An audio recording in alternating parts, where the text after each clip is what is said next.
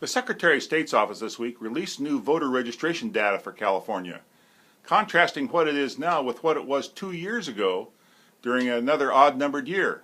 It's an interesting sort of set of numbers. It shows, first of all, that total voter registration's down by about 300,000 over the last 2 years, and that each of the major parties has lost about 300,000 during that period. So where have all those voters gone? Well, there aren't as many of them as there used to be. But there's been a migration into the ranks of the independent voters, the decline to state voters. They've jumped up sharply during that period.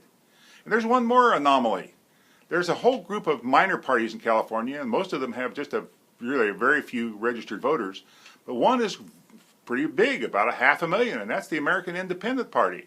Well, why is the American Independent Party doing so well? The political experts believe that the American Independent Party, which is a very fringy right-wing party, has a lot of accidental registrants, people who think they're registering as independents. But instead of registering as decline to state, they see American Independent as one of the alternatives, and they're signing up for that party. So in truth, the ranks of the independent voters are probably increasing even more than the official data show, because most of those so-called American independents aren't really right-wing American independents. They just think they're independent voters. Independents are basically taking over the California electorate. They are becoming decisive in almost every seriously contested election, both statewide and in local communities. They're the balance of power between the two major parties, both of whom seem to be losing market share among voters.